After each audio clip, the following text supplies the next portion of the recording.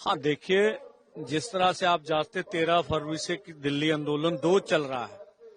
इस आंदोलन को लिए कुचलने के लिए जिस तरह से नेशनल हाईवे पे दीवारें निकाली गई और जिस तरह से फोर्सें लगाई गई, हमारे 433 किसान जख्मी हुए, शहीद शुभकर्ण सिंह शहीद हो गया और हरियाणा में 70,000 के करीब अर्धसैनिक फोर्स लगाए गए।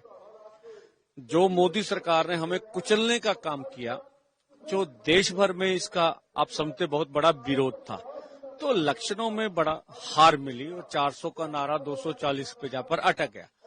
तो भाजपा सरकार तो इस मामले में बहुत दुखी है किसान लीडरशिप से कि अगर किसानों से टकराते ना तो शायद हम जीत जाते। और ये आंदोलन अभी भाजपा सरकार के लिए, मोदी सरकार के लिए बड़ी सिरदर्दी बना हुआ है।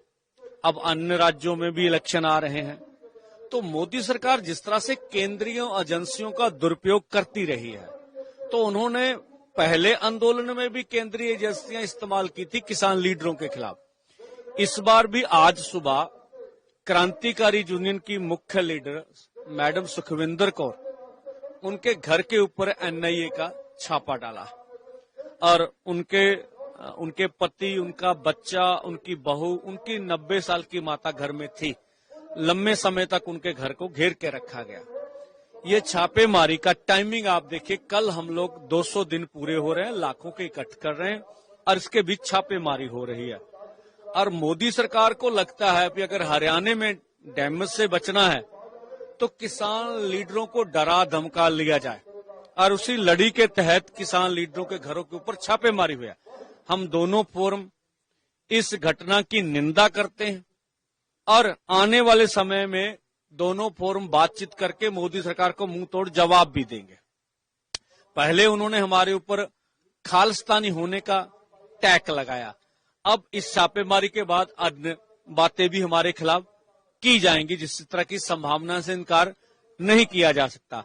लेकिन हम देशवासियों को ये आश्वस्त करना चाहते हैं कि ये किसान मजदूरों के लिए ये आंदोलन है।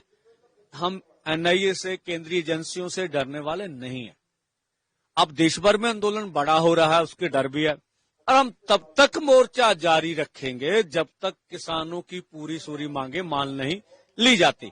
हम एनआईए से, किसी एजेंसियों से डरने वाले नहीं है, ये हमारा कहना। हाँ देखिए, आगे हरियाणा में 15 सितंबर को जींद में बड़ी महापंचायत होगी। इसके अलावा 22 को पिपली में बड़ी महापंचायत होगी। पूरे हरियाणा के लोगों के समक्ष हम जो कुछ किसानों के साथ हुआ, अब हरियाणा को याद करवाएंगे।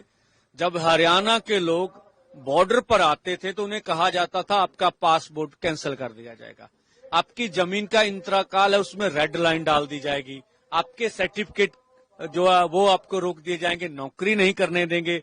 किसान लीडर के घरों में नोटिस लगाए गए, पैरामिलिट्री फोर्सेस ने उनके घरों में जाके कहा आपकी घरवाली उठा के लेके जाएंगे।